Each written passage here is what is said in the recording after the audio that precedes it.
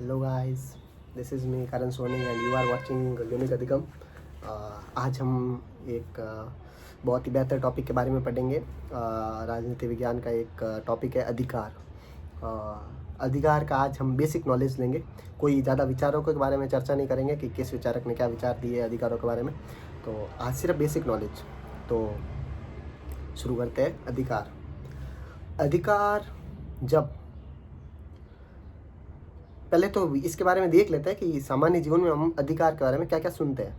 कि सामान्यतः सबसे ज़्यादा सुनते हैं 11th और 12th में और स्कूल्स में कि मौलिक अधिकार, और इसके साथ साथ फिर उससे आगे जाते तो हम सुनते हैं मानव अधिकार, और फिर इसके बाद में और पढ़ते हैं तो हम आर्थिक अधिकार, राजनीतिक अधिकार, पर्यावरणीय अधिकार जो वर्तमान में ज्वलंत मुद्दा बन चुका है, इसके बारे में भी सुनते हैं। तो इन सारे अधिकारों का मतलब क्या है, इन सभी अधिकारों का अर्थ क्या है, तो इसके बारे में आज हम चर्चा करेंगे। पहले हम अधिकार को बेसिकली समझ जाते हैं कि अधिकार है क्या। अधिकार आपकी मांगे है जो समाज के द्वारा स्वीकृत है और राज्य के द्वारा लागू की जाती है। आप बोलना चाहते हैं, आपकी मांग है मुझे बोलना है, तो मैं बाहर जाके बोल रहा हूँ और उससे समाज के किसी भी तबके को कोई परेशानी नहीं हो रही है, तो आपका बोलना जायज़ हुआ। मांग का ये पहला तत्व, जो मांग में जो अभी नीत है, पहला तत्व वो स्वीकृत हो गया। समाज ने स्वीकृतता दे दी, स्वीकार्य है समाज के द्वारा कि आप बोल सकते हो। दूसरे नंबर, राज्य के द्वारा लागू किया जाता है। अब समाज ने स्वीकृत कर दिया है। अब कुछ चीज़ें होती है जो समाज स्वीकृत कर देता है पर वो राज्य के अनुसार वो राइट नहीं होती। पहले के ज़माने में, अभी तो नहीं, 60-70 साल पहले और पुराने समय में तो और भी, कि समाज में सती प्रथा प्रचलित थी। तो समाज के द्वारा तो सती प्रथा स्वीकृत थी, पर राज्य, अब आज के टाइम में अगर देखें तो जो सती प्रथा है वो जो आपका जो प्राकृतिक अधिकार है उसके विरुद्ध है। आपको आपके जीवन से वंचित किया जा रहा है सती प्रथा के नाम पर, तो वो राज्य के द्वारा लागू नहीं की जा सकती। तो ये अधिकार, ये मांग आपका अधिकार नहीं बन सकता। तो अधिकार के लिए आवश्यक है कि राज्य उस मांग को स्वीकृत कर, राज्य उस मांग को लागू करे और समाज उसको स्वीकृत करे। तो ये अधिकार की डेफिनेशन हो गई राजनीतिक पर्सपेक्टिव से। और फिर हम अब अपन पढ़ेंगे अधिकार किसके विरुद्ध होते हैं। दूसरी बात यह, पहला हो गया अधिकार की डेफिनेशन, अब हो गया अधिकार किसके विरुद्ध है। क्या आपको मैं एक उदाहरण से समझाता हूँ। पहले तो आपको अधिकार थोड़ा सा और डिफाइन कर देता हूँ कि अधिकार और कर्तव्य। जब अधिकारों को समझना है ना, तो बेसिक, जब साधारणतः और सामान्यतः अपन जब अधिकार के बारे में समझते हैं तो मैं मतलब मेरी तरीके से आपको एक उदाहरण से समझाता हूँ कर्तव्य के साथ जोड़कर। अधिकार क्या होता है जब कर्तव्य से संबंधित हो। तो हम एक घर में हैं, घर में पिताजी है, घर में बच्चे हैं और घर में माताश्री है। तो पिताजी के अधिकार पढ़ेंगे। पिताजी के पास अधिकार है कि वो घर में आदेश देके कुछ काम करवा सकते हैं। जो पिताजी का अधिकार है वो हम सबका, जो रेस्ट ऑफ फैमिली मेम्बर्स है, उनका कर्तव्य है कि उन पिताजी के अधिकार की पूर्ति करें। और कुछ जो हमारे कर्तव्य है वो और कुछ जो हमारे अधिकार है वो हमारे पिताजी के कर्तव्य है। तो कर्तव्य और अधिकार का संबंध ऐसा है कि किसी के कर्तव्य किसी का अधिकार है और किसी का अधिकार किसी के कर्तव्य है। महात्मा गांधी जी ने भी इसके बारे में अधिकारों को, ऐसे ये ब्रॉड है, मैं आपको बाद में बता दूंगा महात्मा गांधी की टिप्पणी। तो अधिकार समझ गए होंगे आप। अब हम अधिकार विरुद्ध पढ़ेंगे कि अधिकार किसके विरुद्ध है। तो जैसे कि अपन ने अभी उदाहरण लिया है पहले कि अधिकार अभी पिताश्री और पूरे घर के मेंबर्स के संबंधित, तो इसमें हमने देखा कि वो पिताजी का अधिकार हमारा कर्तव्य है। तो अब वो अधिकार, पिताजी का अधिकार किसके विरुद्ध हुए। अधिकार किसी ना किसी के तो विरुद्ध होंगे, किसी के अगेंस्ट होंगे। तो वो अगेंस्ट है किसके, वो हमारे घर के फैमिली मेम्बर्स के अगेंस्ट हुए। अगेंस्ट वर्ड अपन सुनते हैं, हम सुनते हैं अगेंस्ट वर्ड, तो मतलब अगेंस्ट ऑलवेज जो अपन जो एक धारणा बना देते हैं कि वो हमेशा नेगेटिव वर्ड होता है। नेगेटिव नहीं होता, अगेंस्ट पॉजिटिव वर्ड भी हो सकता है। मतलब जो अपन जिस हिसाब से नेगेटिव समझते हैं वैसे नहीं। तो अधिकार विरुद्ध होता है व्यक्ति के विरुद्ध, समाज के विरुद्ध और राज्य के विरुद्ध। व्यक्ति के विरुद्ध मैंने अभी आपको समझा दिया। परिवार में लोग, जैसे मेरे पिताजी के जो अधिकार है वो हमारे रेस्ट ऑफ फैमिली मेम्बर्स के अगेंस्ट हो गए। वैसे ही अब व्यक्ति का अधिकार, मेरे बोलने का अधिकार है, वो राज्य के विरुद्ध भी है, समाज के विरुद्ध भी है और परिवार के विरुद्ध भी है। तो मेंबर्स के विरुद्ध हो गया, तो व्यक्ति के विरुद्ध भी हो गया, तो तीनों के विरुद्ध हो गया, राज्य के विरुद्ध भी हो गया। तो इन तीनों के विरुद्ध अधिकार हो सकते हैं। तो अधिकार केवल राज्य के विरुद्ध नहीं हो सकता, ना ही केवल समाज के विरुद्ध, वो किसी के विरुद्ध भी हो सकता है। अब इसके बाद में हम पढ़ेंगे अधिकार में कुछ तत्व निहित होते हैं। अधिकार आपको तभी मिलेगा जब आप उसका दावा करें। आज से 10 साल पहले आपके साथ कोई घटना हो गई, आपके पास वो संवैधानिक रूप से आपके पास वो अधिकार था, परंतु आपने उसका दावा नहीं किया, तो वो अधिकार आप अभी 10 साल बाद बोलते हो कि वो तो आपके पास अधिकार था और आपने आपका उन अधिकारों का उल्लंघन हुआ है, तो अब आप क्या कर रहे हो, आपने यूज़ क्यों नहीं किया उस अधिकार को, तो आप नहीं बोल सकते क्योंकि आपने उसका दावा ही नहीं किया था, हनन हो गया आपके अधिकार का। इसके साथ ही ऐसे ही मैं आपको एक उदाहरण देता हूँ, मैंने लिखा है। हाँ, एक मच्चल लालुंग नाम का व्यक्ति था, असम का था। ये उनके साथ गलत हुआ है, पर हाँ उसको उदाहरण लेते हैं कि मच्चल लालुंग जो थे वो असम के थे और उनको 23 साल की उम्र में किसी एक केस में जेल के अंदर डाला गया और फिर वो जेल में बीमार हो गए तो उनको हॉस्पिटल लेके जाया गया और इसके साथ ही हॉस्पिटल जब लेके गए और वो जब थोड़ी दिन बाद सही हुए तो हॉस्पिटल वालों ने जेल को पुलिस जो स्टेशन है उनको एक पर्ची लिख के भेज दी कि मच्चल लालुंग सही है और अब आप उन पे कार्रवाई कर सकते हैं, परंतु पुलिस स्टेशन ने कार्रवाई नहीं की और ध्यान नहीं दिया। तो 23 वर्ष की उम्र में जब मच्चल लालुंग जेल में गए और उसके बाद 77 वर्ष के जब वो हुए तो वहाँ 77 वर्ष के जब हुए तब मानवाधिकार जो वर्तमान मानवाधिकारों की जो संस्थाएं चल रही है वो संस्था जब निरीक्षण करने गई तो देखा कि वो 77 वर्ष के मच्चल लालुंग हो गए हैं और अभी तक उनके ऊपर कार्रवाई नहीं की गई। तो वो बिना कोई कार्रवाई के उनका जो जीवन का जो अधिकार था, जो स्वतंत्रता के साथ बाहर जी सकते थे, वो केवल इसलिए जेल में रहे क्योंकि उनको अधिकारों के बारे में भनक नहीं थी। ये मैं उनके पर्सपेक्टिव से बता रहा हूँ, उनके अंदाजा नहीं था अधिकारों के बारे में। और तो ये अधिकारों का दावा करना आवश्यक है। दूसरा तत्व है अधिकारों की प्रतिरक्षा। अब आपके अधिकार तभी संपूर्ण अधिकार या कह सकते हो आपकी अधिकार तभी आपके सुरक्षित रह सकते हैं जब उनकी प्रतिरक्षा की कोई प्रणाली उन अधिकारों पर लागू है। जैसे भारत में जब मौलिक अधिकारों की बात की जाए तो हम जब मौलिक अधिकारों का उल्लंघन होता है हमारे अधिकारों का, तो हम सुप्रीम कोर्ट और हाई कोर्ट में जा सकते हैं, अपनी गुहार लगा सकते हैं रिट के माध्यम से कि हमारे अधिकारों का हनन हुआ है। तो ऐसे करके अधिकारों की प्रतिरक्षा भी होती है। तो जब प्रतिरक्षा तत्व अधिकार में निहित होगा तभी अधिकार अपने आप में संपूर्ण रूप से अधिकार माना जाएगा। और इसके साथ में तीसरे नंबर पर अधिकार में शामिल होता है विशेष अधिकार। आप उस अधिकार विशेष के लिए प्रिविलेज्ड है, आपको वो अधिकार मिला हुआ है, तो ये तत्वों के अधिकार में शामिल होना ज़रूरी है। अब इसके बाद हम अधिकारों के अंदर तत्व शामिल करने के बाद हम अधिकारों के टाइप्स पढ़ेंगे। अब जो डेली यूजेस में हम वर्ड्स यूज़ करते हैं, मौलिक अधिकार, राजनीतिक, आर्थिक, उन अधिकारों के बारे में देख लेते हैं। तो अधिकार के बहुत सारे टाइप्स हैं। तो हम शुरू करेंगे जो शुरुआत में जो पहले जब शुरुआत से जो अधिकार शुरू हुए उसके बाद कौन कौन से अधिकार क्रम दर क्रम विकसित हुए, उन अधिकारों के बारे में क्रम दर क्रम चर्चा करेंगे। तो सबसे पहले आए नागरिक अधिकार।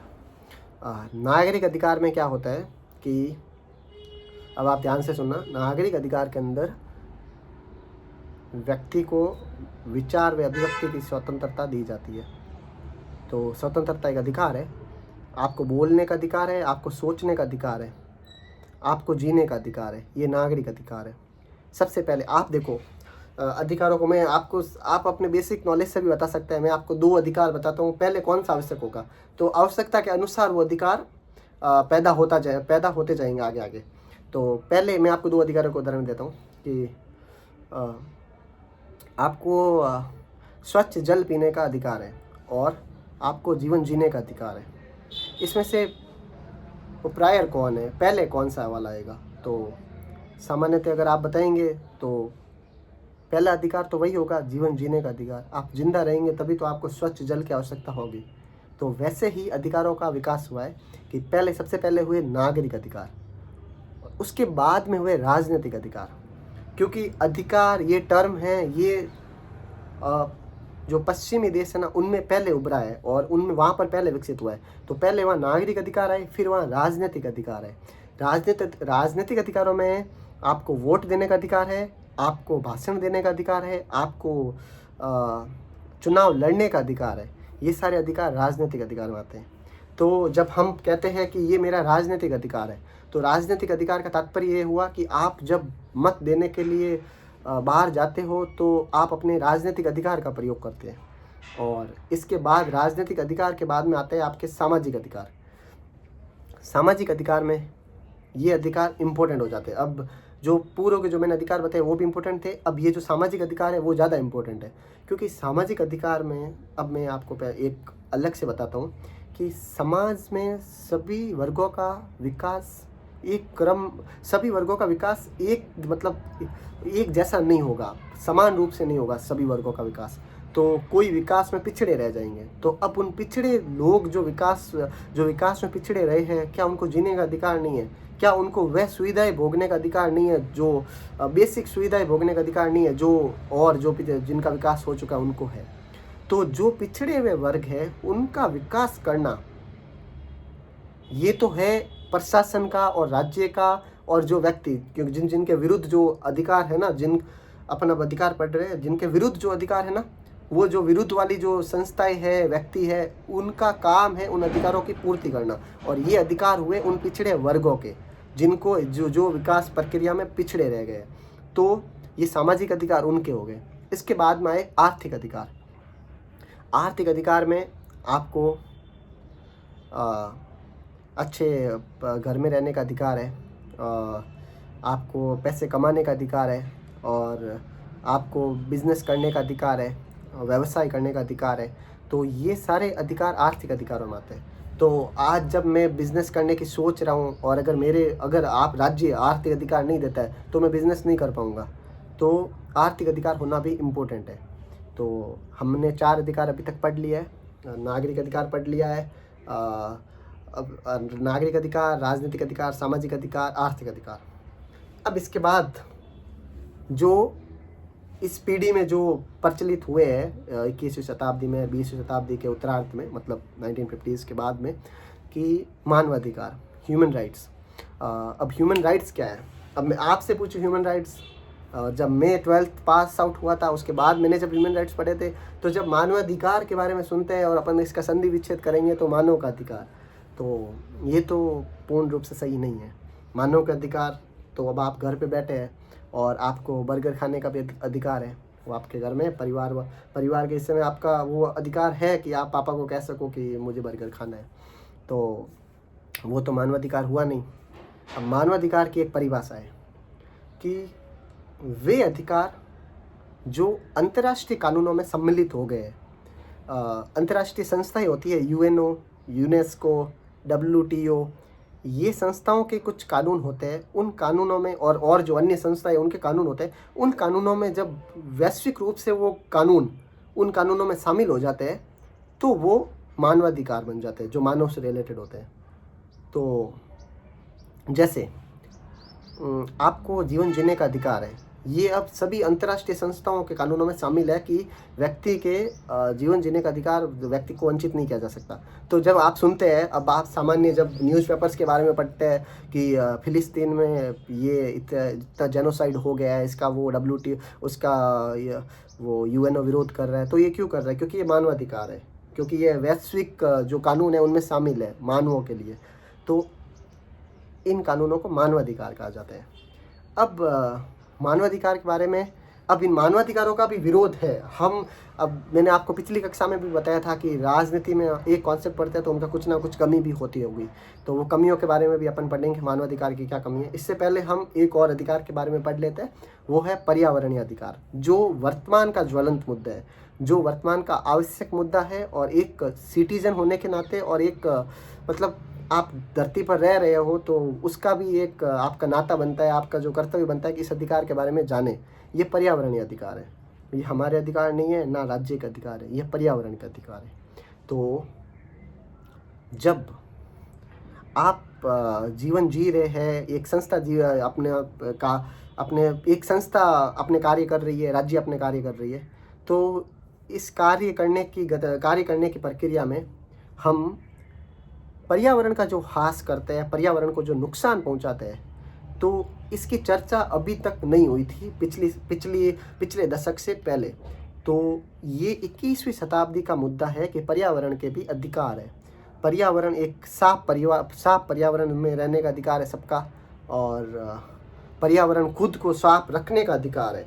आप पर्यावरण को गंदा नहीं कर सकते। आप वायु प्रदूषण, जल प्रदूषण और ध्वनि प्रदूषण और समुद्र का प्रदूषण, ये सारे प्रदूषण जो समुद्र में जो मुख्य रूप से जो प्रदूषण हो जाता है, वो जो डंपिंग करते हैं बहुत सारे कचरे की समुद्र के अंदर, तो समुद्र की भी जैव विविधता होती होगी, वो बायोडाइवर्सिटी समाप्त होती है, तो उन सब के लिए पर्यावरणीय अधिकार है।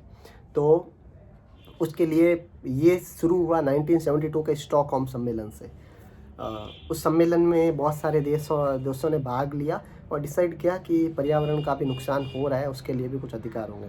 तो मैंने आपको पहले बताया था कि पर्यावरणीय अधिकार सिर्फ पर्यावरण का है, तो वो थोड़ा मैं गलत हो गया।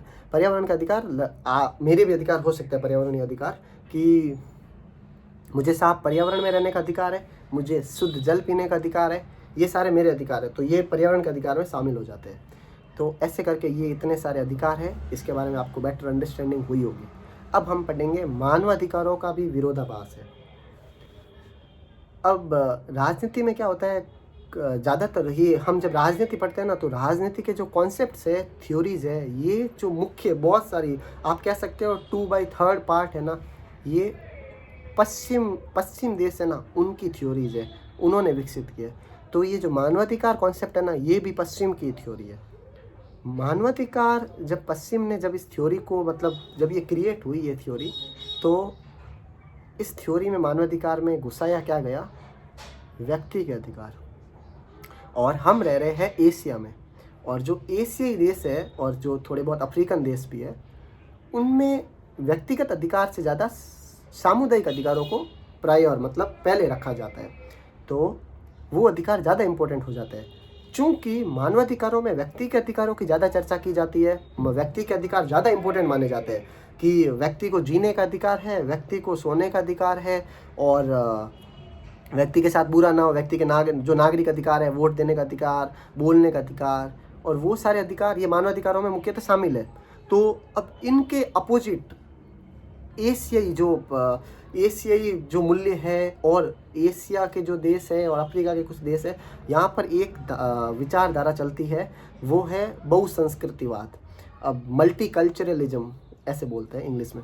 तो बहुसंस्कृतिवाद में क्या होता है, बहुत सारी संस्कृतियाँ एक भूखंड में रहती है, और वो सभी संस्कृतियों के जो मान मर्यादाएं हैं, जो कार्य वो जो करती है, उनकी जो विश्वास है, धारणाएं हैं, वो सब समाहित होकर एक भूखंड में रहती है आराम से। तो इनमें सबकी अलग अलग धारणाएं होगी, तो वो सब फिर भी मिलजुल के रहते हैं। ये जो विचारधारा है, इनके विरोध में वो व्यक्ति वाले विचार आते हैं कि व्यक्ति विशेष के जो अधिकार है ना, वो इम्पोर्टेंट हो जाते हैं। तो मैं आपको उदाहरण देता हूँ कि एशियाई मूल्यों में सामुदायिक मूल्य, समूह के मूल्य, समाज के मूल्य ज़्यादा इम्पोर्टेंट है। तो जब समाज के मूल्य और व्यक्ति के मूल्य टकराएंगे, तो पश्चिमी देश है, उनके जो मानवाधिकार जो कॉन्सेप्ट बिछा रखा है, तो वो जो इंटरनेशनल एजेंसीज होगी, वो कहेंगे कि समाज के अधिकार पहले नहीं है, व्यक्ति के अधिकार पहले है। तो इससे क्या होता है, एशियाई मूल्यों को ठेस पहुंचती है, और बहुसंस्कृतिवाद के मूल्यों को भी ठेस पहुंचती है।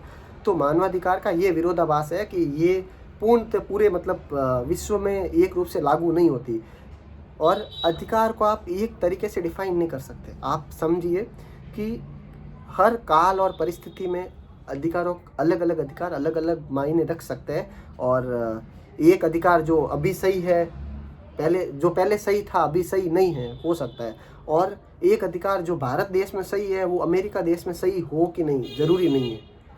सामान्यतः वो सब जगह सही हो सकते हैं, पर आप संपूर्णता लाते हो ना जब अधिकारों में कि पूरे विश्व के एक ही अधिकार होने चाहिए, तो वो सही नहीं माना जा सकता। तो वैसे ही एशियाई मूल्य और बहुसंस्कृतिवाद के जो विचारधारा के जो मूल्य है, वो मानवाधिकारों से विरोधाभास रखते हैं। तो मानवाधिकार की ये कमी होगी।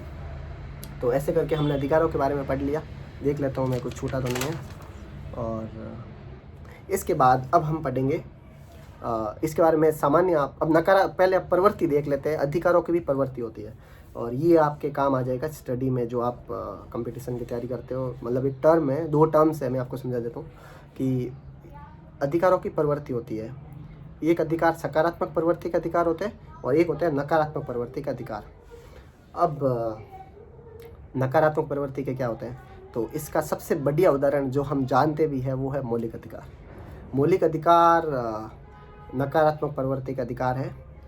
नकारात्मक प्रवृत्ति का अधिकार जब हम सुनते हैं तो नकारात्मक जब वर्ड आ जाता है इसमें, तो ये व्यक्ति, संस्था या राज्य को सलाह देगा कि, सलाह नहीं, व्यक्ति, राज्य और संस्था पर बाध्यता डालता है कि आपको वो काम नहीं करना है। नकारात्मकता मतलब नहीं। तो मौलिक अधिकार जितने भी है आर्टिकल 12 से लेकर 35 तक, तो उनमें क्या वर्णित है कि राज्य ये काम नहीं करेगा। राज्य बहुत सारे अधिकार है, जैसे 15 में है राज्य लिंग, जाति, मूल वंश, जन्म स्थान आदि के आधार पर भेदभाव नहीं करेगा। और वैसे ही 17 में अस्पृश्यता का अंत, उसमें भी ये लिखा हुआ है कि वो ऐसे जाति देखकर भेदभाव नहीं करेगा। जो जातियां हैं, जो शेड्यूल्ड कास्ट है, उनमें जो जाति है उनके साथ कोई भी भेदभाव नहीं करेगा। ना राज्य करेगा, ना व्यक्ति करेगा, ना संस्था करेगी। तो इनके बारे में ये चर्चाएं हैं कि मौलिक अधिकार में नकारात्मक प्रवृत्ति के मौलिक अधिकार, और इसके साथ ही सकारात्मक प्रवृत्ति के अधिकार होते हैं कि राज्य नहीं बल्कि राज्य कुछ करेगा। अब राज्य क्या करेगा? राज्य वंचित वर्गों के विकास में भागीदारी करेगा। राज्य वितरणात्मक न्याय करेगा, वस्तुएं डिस्ट्रीब्यूट करेगा जो वंचित वर्ग है उनको। तो ये है सकारात्मक प्रवृत्ति के अधिकार, किनके? जिनको प्राप्त हो रहा है उनके अधिकार है। तो ये सकारात्मक और नकारात्मक प्रवृत्ति के अधिकार हो गए। और इसके साथ ही हम मौलिक अधिकार के बारे में थोड़ी चर्चा कर लेते हैं कि मौलिक अधिकार किस प्रवृत्ति का। तो अभी अपन ने देखा नकारात्मक प्रवृत्ति का है। मौलिक अधिकार न्यायालय द्वारा परिवर्तनीय है कि अभी आपको जब अधिकार की जो तत्व बता रहा था, अधिकार में क्या क्या शामिल है कि दावा होना चाहिए अधिकार में, अधिकार की प्रतिरक्षा प्रणाली होनी चाहिए, और अधिकार को क्या होना चाहिए साथ में, और वो प्रिविलेज्ड होने चाहिए। तो इसमें इस 3 तत्वों में से जो मैंने आपको प्रतिरक्षा तत्व बताया था, प्रतिरक्षा में, मौलिक अधिकारों की प्रतिरक्षा में न्यायालय कार्य करेगा, सुप्रीम कोर्ट और हाई कोर्ट। सुप्रीम कोर्ट अनुच्छेद 32 के तहत और हाई कोर्ट 226 के तहत, 56 आ गया मुझसे, 226 के तहत हाई कोर्ट। तो इस प्रकार मौलिक अधिकारों के बारे में हमने पढ़ा। और अब जब अधिकारों के बारे में आपने अच्छे से समझ लिया है, तो इसके आगे जो मैं क्लास लूँगा, आगे कभी भविष्य में क्लास होगी तो अधिकारों से रिलेटेड होगी, तो मैं मौलिक अधिकारों के बारे में आपको पढ़ूँगा। तो थैंक यू सो मच।